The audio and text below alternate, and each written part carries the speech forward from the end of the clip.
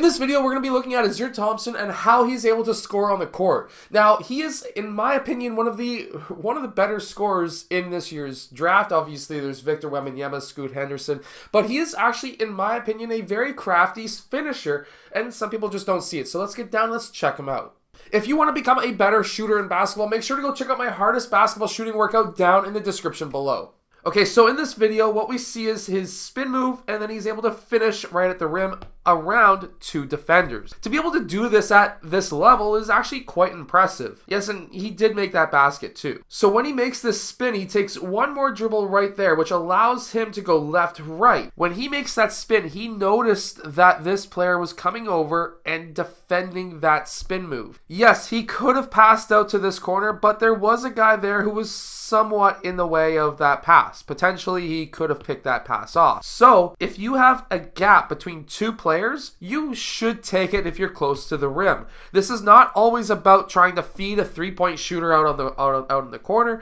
Yes, I may be an older school coach in the ways of thinking that if you're in the key, you should be able to finish if you're crafty enough, and he definitely is. He has a 6'10" wingspan on a 6'7" body. He should be able to make these shots. In fact, he's got more of like a Tracy McGrady style body, not necessarily offensive skill, but he's got a T-Mac body, and T-Mac was one of the most prolific scorers in the NBA ever. And here we can see how he's able to finish at the rim too. Watch how when he attacks here, he takes one dribble inside that three-point line. He gathers on that foot, takes two big steps, and then he's able to finish at the rim. He's able to understand that when attacking the rim, you only really want to do one dribble inside the three. The reason why I say this is, now that's one dribble there. If he was to take another dribble here, this guy could have stolen that ball. And then this guy coming in, because he would have been picking up the ball right here, could have also stole the ball as well. And he's keeping the ball high, which is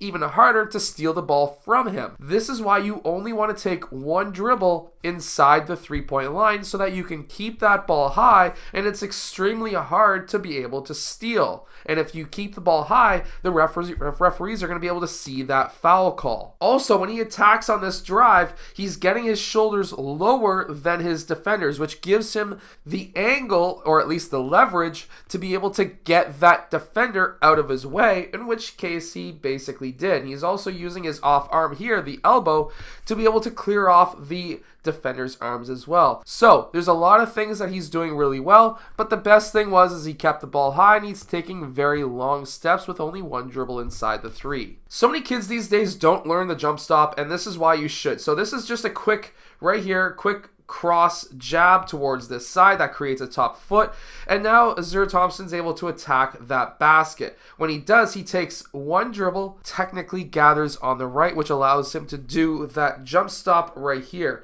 Now when he does that jump stop, he's going on an angle so that he can get his shoulder in front of the chest of this defender.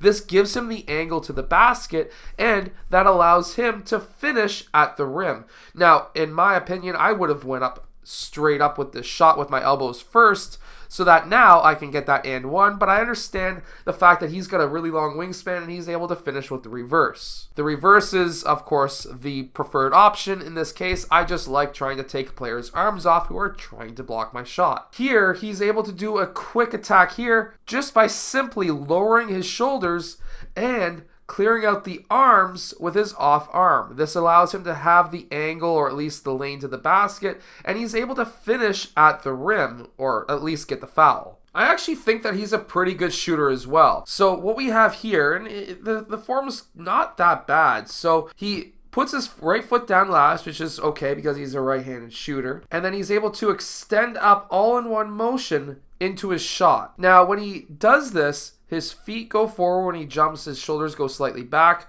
which creates that pendulum effect, which is exactly what you want to see for players who want to extend their range well outside the three. But when he goes up into his shot, the ball goes up the middle of his body. His shoulder, elbow are in line with the rim. The ball is over top of the upper arm, which creates the shooting triangle. When he releases, his elbow is above his forehead, which is a nice high release. He's got a nice soft release. It's not a hard release like MJ, and he has zero thumb flick. This form, doesn't have any issues, which means that he can actually probably extend his range well outside the 3. And while he does shoot 22% from 3, and then lifting that percentage up to 33%, 33% is the minimum to be a more valuable three-point shooter, which is exactly what you want to see. His footwork's down too. He goes left, right into his shot here, and while, yes, he may have the ball more centered on his body, it does tend to go in quite often. On the shots that are short, he does tend to pause at his forehead for a millisecond,